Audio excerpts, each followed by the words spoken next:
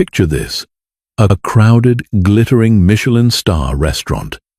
The clinking of crystal, the low murmur of the elite. Suddenly, the sharp sound of shattering glass slices through the air.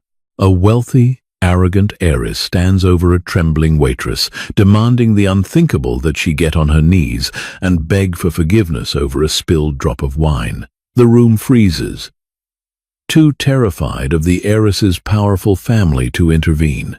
But from the darkest corner booth, a solitary man rises.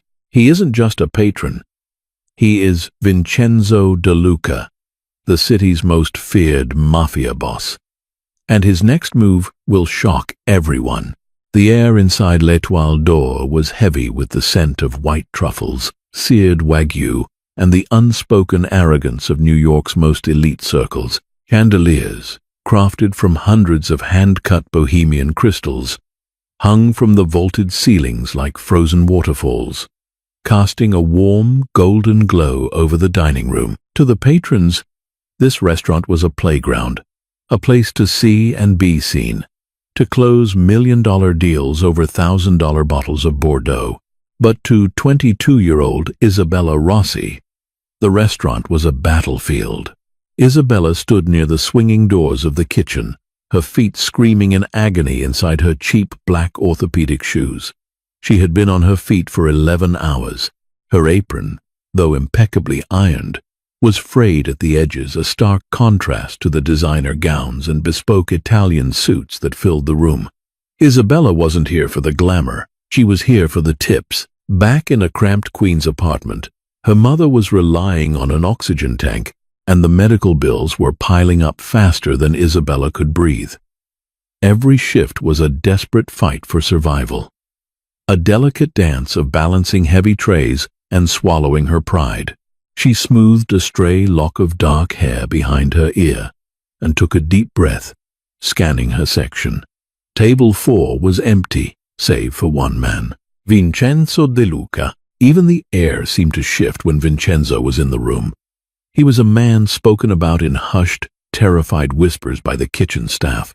In his mid-40s, with silver dusting the temples of his dark hair and eyes, the color of a stormy sea, he exuded a quiet, terrifying gravity.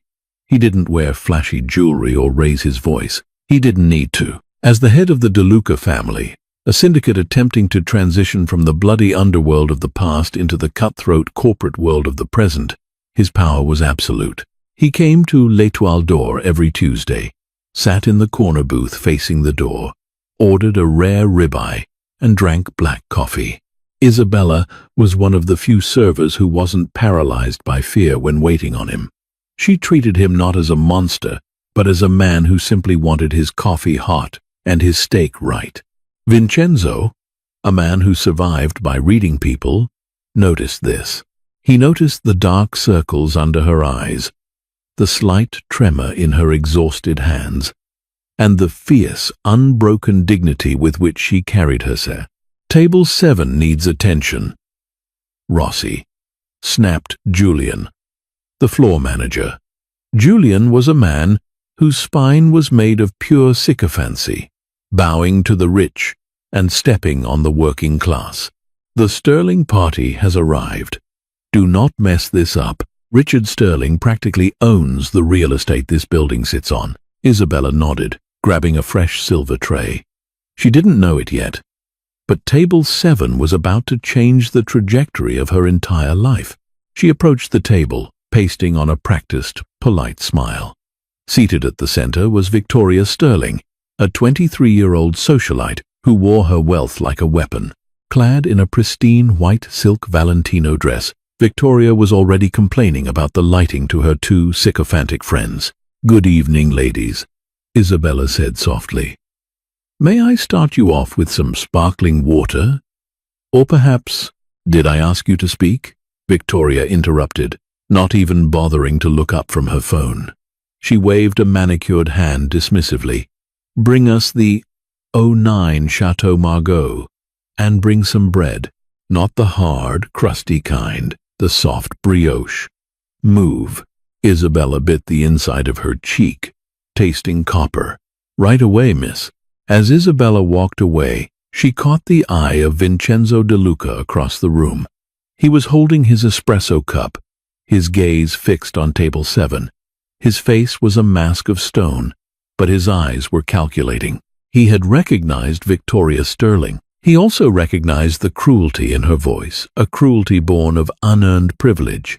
Isabella retreated to the kitchen, her heart hammering a slow, dreadful rhythm. The night had only just begun, and the air was already thick with the promise of disaster. The dining room hummed with a deceptive calm as Isabella balanced the silver tray holding the heavy, uncorked bottle of Chateau Margaux and 3 delicate crystal glasses. Her arms ached, the muscles burning from exhaustion, but she kept her posture rigid. She approached table 7, where Victoria Sterling was loudly recounting a story about firing her personal assistant over a botched coffee order. "I told her," Victoria cackled, tossing her blonde hair. "If you can't even get almond milk right, what right do you have to breathe my air?" Her friends giggled like trained seals. Isabella stepped forward, her voice perfectly modulated. "Your wine, Miss Sterling." She began to pour. The deep, ruby-red liquid flowed smoothly into the first glass. Then the second. As Isabella moved to pour the third glass, the one directly in front of Victoria, a busboy rushing past bumped hard into Isabella's elbow. It was a microscopic shift, a millimeter of movement, but it was enough. A single, solitary drop of the dark red wine escaped the lip of the bottle. It fell through the air in agonizing slow motion, landing with a soft pat right on the hem of Victoria's pristine white silk Valentino dress. For a second, the universe seemed to stop. Victoria stared at the tiny red bloom on her dress. Her face morphed from bored arrogance to a mask of absolute unhinged fury. She stood up so violently that her chair crashed to the floor, the sound echoing through the suddenly silent dining room. "What did you just do?" Victoria shrieked, her voice piercing the elegant ambience like a siren. I am so incredibly sorry, miss," Isabella stammered, instantly reaching for a clean linen napkin. "Someone bumped my arm. I will have this taken care of immediately. The restaurant will pay for the dry cleaning." "Dry cleaning?" Victoria screamed, slapping the napkin out of Isabella's hand. "This is a $12,000 custom piece. You stupid, clumsy, pathetic little peasant. You ruined it!" The entire restaurant turned to watch. Forks hovered in midair. Conversations died. Julian, the manager, materialized instantly, his face pale with panic. "Miss Sterling, please, accept my deepest apologies. I will fire her this instant. Isabella, step away." "Firing her isn't enough," Victoria spat, her chest heaving. She pointed a sharp, trembling finger at the floor. "She humiliated me. Now I want her humiliated. Get on your knees." Isabella froze. "Excuse me?" "You heard me," Victoria sneered, her eyes gleaming with a sick, sadistic joy. "Get on your knees right here in front of everyone and wipe the floor where you spilled it. And then you can beg for my forgiveness. Do it, or my father will buy this restaurant tomorrow just to bulldoze it with you inside." Isabella looked at Julian, pleading for intervention. But Julian looked away, stepping back. "Do what she says." "Isabella," he hissed under his breath, "do not cost me my job." Tears pricked the corners of Isabella's eyes. A heavy, suffocating weight pressed down on her chest. She thought of her mother's medical bills. She thought of the rent due on Friday. If she lost this job, if the Sterlings blacklisted her, they would be on the street. Her pride was a luxury she couldn't afford. Slowly, agonizingly, Isabella felt her knees buckle. She lowered her gaze to the plush carpet, her heart shattering with every inch she descended. The silence in the room was deafening, suffocating. But before her knees could touch the floor, a large, warm hand clamped down on her shoulder. gripping her with the strength of a vice. Isabella gasped. Looking up, standing beside her, towering over the table, was Vincenzo De Luca. He didn't look at Isabella. His dark, storm-gray eyes were locked dead onto Victoria Sterling. "Stand up, Isabella," Vincenzo said. His voice was not loud. It was soft, almost a whisper, yet it carried the terrifying weight of a loaded gun. "Who the hell are you?" Victoria demanded, though she took a half-step back, unnerved by the sheer, predatory aura radiating from the man. "Mind your own business, old man." Vincenzo slowly released Isabella's shoulder and took a step toward Victoria. The air temperature in the room seemed to drop 10 degrees. "My name is Vincenzo De Luca," he said, his tone conversational, yet dripping with lethal intent. "And I despise bullies." The name dropped like a bomb in the center of the room. Several patrons in the surrounding booth suddenly found their shoes very interesting, avoiding eye contact at all costs. Julian, the manager, looked as though he might faint, his skin turning the color of old parchment. Even Victoria, sheltered in her tower of daddy's money, recognized the name. The De Luca family owned the shipping ports, the unions, and half the politicians in the state. Her arrogant facade cracked, replaced by a sudden, creeping terror. "Mr. De Luca," Julian stammered, stepping forward, his hands trembling. "Please, this is a misunderstanding. I can handle this." Vincenzo didn't even look at the manager. He simply raised one finger. It was a micro-gesture, but it commanded absolute silence. Julian snapped his mouth shut. Vincenzo turned his cold gaze back to Victoria, who was now trembling. $12,000, Vincenzo mused, reaching into the inner pocket of his bespoke charcoal suit. He pulled out a thick, banded stack of $100 bills. He didn't hand it to her. He casually tossed it. The heavy stack hit Victoria's chest and fell to the floor, bursting open, scattering green paper across her designer shoes. "There is $20,000, Vincenzo said softly. "Buy a new dress. Buy two. Now, apologize to the girl." Victoria's face flushed crimson. Humiliation and entitlement warred in her eyes. I will not apologize to a waitress. She ruined my night. My father is Richard Sterling. I know exactly who your father is," Vincenzo interrupted, taking another step forward, invading her personal space. He leaned down slightly, his voice dropping to a terrifying, raspy register meant only for her and Isabella to hear. "Richard Sterling, a man who currently owes my associates in Chicago $3.5 million in unpaid gambling debts. A debt he tried to hide by liquidating his offshore accounts last Tuesday." Victoria gasped, the color draining from her face completely. "If you do not get on your hands and knees right now, pick up that money and apologize to this young woman," Vincenzo whispered, his eyes dead and unblinking. "I will make a phone call. And tomorrow morning, your father's empire will be seized, your trust fund will evaporate, and you will be scrubbing floors in a diner to pay for your own meals. Do we understand each other, little girl?" Tears of genuine panic welled in Victoria's eyes. The spoiled heiress looked around the room, but no one moved to help her. She was entirely isolated, facing an apex predator. Slowly, her hands shaking uncontrollably, Victoria Sterling dropped to her knees. She knelt on the floor. She had just ordered Isabella to clean. She frantically began gathering the scattered $100 bills, her white dress dragging on the carpet. She looked up at Isabella, her mascara running, her voice completely broken. I am sorry. I'm sorry." Vincenzo looked down at her with absolute disgust. "Take your friends and leave. If I ever see your face in this establishment again, you won't leave with your legs." Victoria scrambled to her feet, clutching the money to her chest, and bolted for the door, her friends trailing behind her like frightened mice.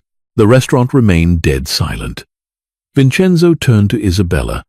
Her eyes were wide, brimming with tears, but she was standing tall. "No one dictates your worth, Isabella," Vincenzo said quietly, his gaze softening for a fraction of a second. He turned to Julian. "Her shift is over. She is leaving with full pay." Before Julian could even nod, Vincenzo turned and walked out the front doors, disappearing into the New York night. Isabella stood frozen, her heart pounding, completely unaware that the real storm had only just begun. The silence in the restaurant lasted exactly 5 minutes after Vincenzo De Luca's departure. Then the chaos erupted. Julian, recovering his false bravado now that the mafia boss was gone, practically dragged Isabella into the kitchen. His face was purple with rage. "Do you realize what you've done?" he hissed, spittle flying from his lips. "You embarrassed a Sterling. Do you think De Luca is going to protect you tomorrow? Next week? The Sterlings will ruin this restaurant, Julian." He forced her to kneel. Isabella started, her voice shaking. "You're fired, Rossi," Julian screamed. "Clean out your locker. I don't want to see your face in my city, let alone my restaurant. Get out!" Isabella felt the ground drop beneath her. The $20,000 was gone. Victoria had taken it. She was left with nothing but her frayed apron and a termination slip. She didn't cry in front of Julian. She refused to give him the satisfaction. She quietly changed into her street clothes, packed her worn backpack, and walked out the back door into the alley. The sky had opened up. A freezing, torrential downpour hammered the pavement. Isabella stepped into the rain, the cold water instantly soaking through her thin jacket. She leaned against the brick wall of the alley, sliding down until she hit the wet asphalt. She pulled her knees to her chest and finally broke. She sobbed, the sound muffled by the thunderstorm. She had lost her job. Her mother's medication was due on Monday. She was completely, utterly ruined. Suddenly, the blinding glare of headlights pierced the dark alley. Isabella shielded her eyes. A massive, sleek black Maybach rolled silently through the puddles, coming to a halt just feet away from her. The back door swung open smoothly. A massive man in a dark suit stepped out, holding an umbrella. He didn't speak, but motioned to the open door. Isabella hesitated, wiping the rain and tears from her face. From inside the luxurious, leather-scented cabin, a familiar, calm voice called out, "Get out of the rain, Isabella." She swallowed hard, stood up, and slid into the back seat. The door closed with a heavy, soundproof thud, instantly cutting off the noise of the storm. Vincenzo De Luca sat next to her, a glass of amber liquid in his hand. The interior of the car was warmer than her apartment. He handed her a dry, incredibly soft cashmere blanket.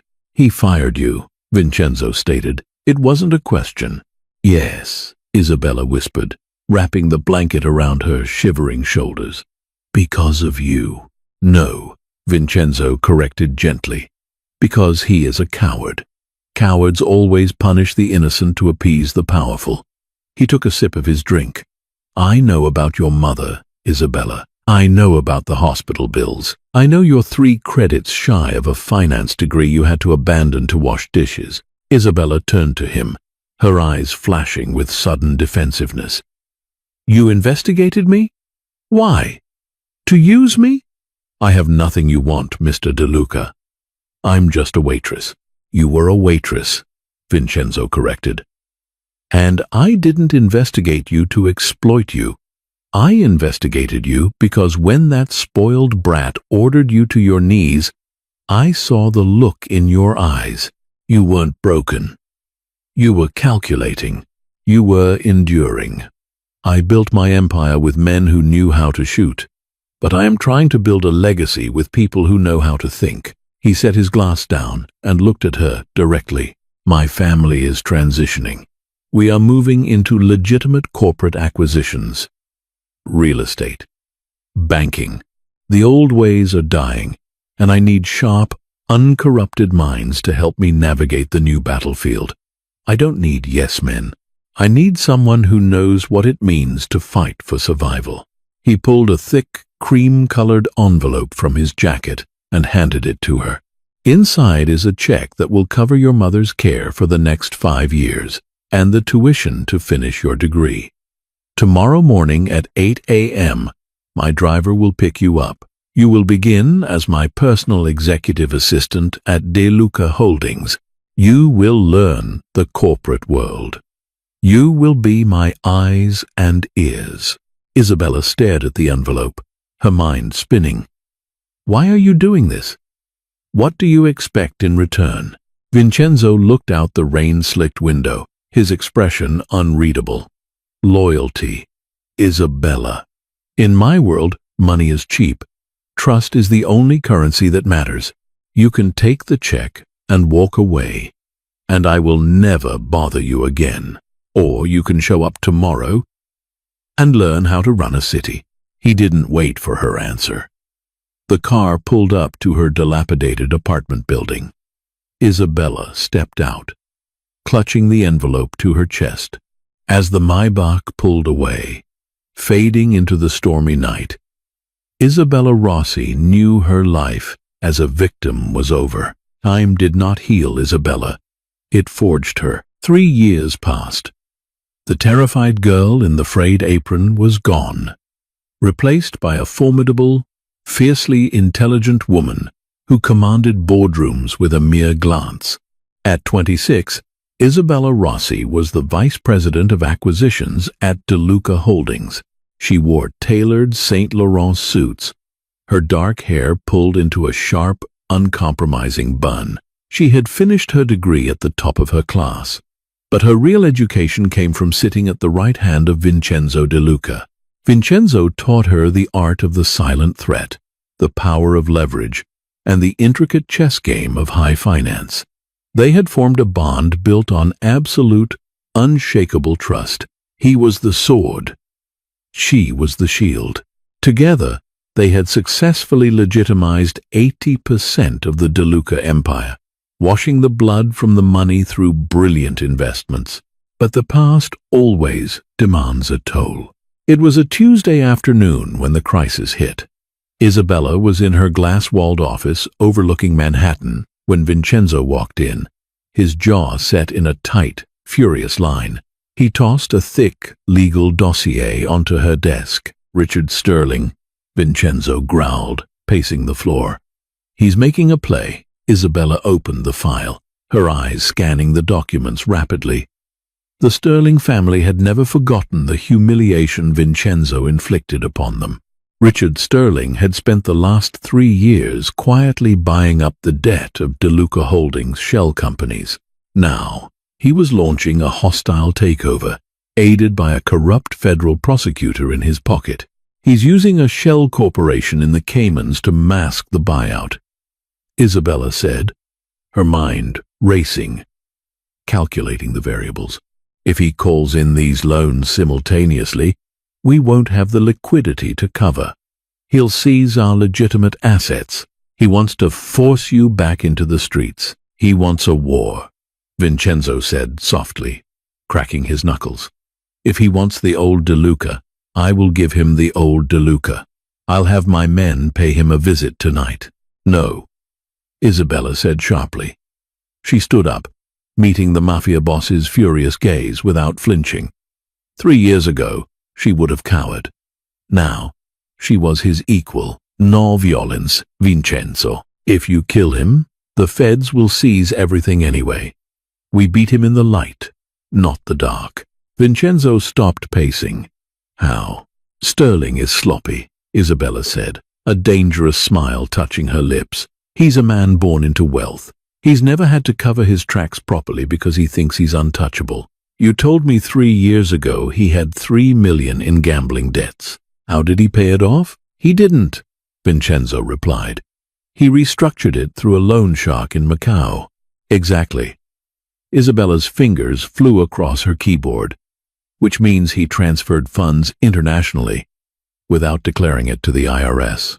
I need 48 hours, Vincenzo. Let me tear apart his offshore holding. If I can prove he used the Cayman Shell Company to launder illegal gambling money, the SEC will freeze his assets before he can execute the takeover. Vincenzo looked at her, pride swelling in his chest.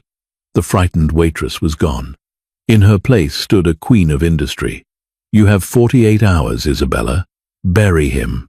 For 2 days, Isabella didn't sleep. She weaponized her intellect, tracing shell companies, finding hidden ledgers, and connecting the dots of Richard Sterling's corrupt financial empire. She was relentless. By Thursday morning, she didn't just have proof of tax evasion.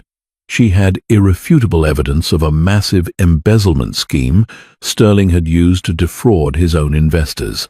She didn't take it to Vincenzo. She took it straight to the Federal Bureau of Investigation, handing them the silver bullet on a platinum platter. By Friday at noon, the news broke. Richard Sterling was arrested on federal racketeering and embezzlement charges. The Sterling empire collapsed overnight, their stocks plummeting to pennies, their assets seized by the government. The hostile takeover of DeLuca Holdings was dead in the water. Isabella stood in Vincenzo's office as the news played on the television. Vincenzo poured 2 glasses of 20-year-old Macallan, handing one to her. To the new boss, Vincenzo said, raising his glass, a rare, genuine smile on his face. To survival, Isabella countered, clinking her glass against his. They had won. But Isabella's final test was yet to come. 1 year later, the grand ballroom of the Plaza Hotel was aglow with the light of 1,000 candles. DeLuca Holdings was hosting its annual charity gala, raising millions for pediatric hospitals, a cause Isabella had personally championed in honor of her mother, who was now healthy and living comfortably in a seaside home in the Hamptons. Isabella moved through the crowd, radiating power and grace in a stunning midnight blue Oscar de la Renta gown. Billionaires, politicians, and celebrities vied for her attention, seeking favor with the woman who now effectively ran the most powerful investment firm in the city. Vincenzo stood near the bar, watching her with quiet pride, a silent guardian in a tuxedo. As Isabella excused herself from a conversation with the senator, she walked toward the massive arched doorways leading to the kitchens to check on the catering. As she pushed open the heavy wooden doors, she collided with someone rushing out. A silver tray clattered to the marble floor, sending a dozen crystal champagne flutes shattering in every direction. Oh my God, I am so sorry. Please don't fire me. A panicked, ragged voice cried out. Isabella froze. The woman scrambling on the floor, desperately trying to pick up the broken glass with shaking, cut hands, was wearing a cheap, ill-fitting black catering uniform. Her blonde hair was frizzy and unkempt, her face gaunt and exhausted. It was Victoria Sterling. The fall of the Sterling family had been absolute. With her father in federal prison and all assets seized, Victoria had been cast out of polite society, left with nothing but her name, a name that was now poison. Victoria looked up, her eyes wide with terror, expecting the wealthy guest to scream at her. As her eyes locked onto Isabella's face, the terror morphed into absolute, soul-crushing shock. Victoria remembered. She remembered the face of the waitress she had tried to destroy over a drop of wine. And now, she realized she had just dropped a tray of champagne on the shoes of the woman who was hosting the most exclusive gala in New York. Tears immediately flooded Victoria's eyes. She shrank back against the wall, her hands trembling. She prepared herself for the inevitable. She prepared to be humiliated, to be ordered to her knees, to be destroyed in front of the entire staff. The karmic wheel had turned, and Victoria was entirely at Isabella's mercy. Isabella stood completely still, looking down at the woman who had once been her tormentor. The silence in the hallway stretched, thick and suffocating. A few catering managers rushed forward, ready to drag Victoria away. Isabella raised a hand, stopping them. She looked at Victoria's bleeding hands, cut by the glass. She saw the absolute despair in the former heiress's eyes. Isabella remembered the cold rain in the alleyway. She remembered the feeling of having nothing. Slowly, Isabella knelt down. She didn't kneel in submission. She knelt in grace. Her expensive gown pooled on the floor next to the shattered glass. She reached into her clutch, pulled out a pristine white silk handkerchief, and gently took Victoria's bleeding hand, pressing the cloth against the cut. Victoria gasped, a sob tearing from her throat. "Why?" she whispered, her voice cracking. "Why aren't you screaming at me? Why aren't you making me beg?" Isabella looked into Victoria's tear-stained eyes. "Because true power isn't about destroying the people beneath you, Victoria," Isabella said softly, her voice steady and kind. "It's about pulling them up. Dignity isn't something you can buy, and it's not something you can take from someone else by forcing them to their knees." Isabella stood up, helping Victoria to her feet. She turned to the gaping catering manager. "Please ensure she gets medical attention for her hands, and put it on my personal tab." Isabella gave Victoria one last, gentle nod, then turned and walked back into the ballroom, stepping back into the light. She had not just defeated her enemy, she had conquered her own darkness. She had proven that while the world can be cruel, our response to it dictates who we truly are. From across the room, Vincenzo raised his glass to her from afar. The waitress had not just survived the fire, she had become the light. What a journey! Isabella's story proves that true strength doesn't roar, it endures. She took the absolute worst humiliation and turned it into the fuel for her ultimate success. And the best part? She showed that real power isn't about getting revenge. It's about breaking the cycle of cruelty and showing grace when your enemies expect destruction. If this story of resilience, justice, and rising from the ashes inspired you, please hit that like button. Share this video with someone who needs a reminder that setbacks are just setups for a major comeback. And don't forget to subscribe for more incredible, life-changing stories of drama and redemption. See you in the next one.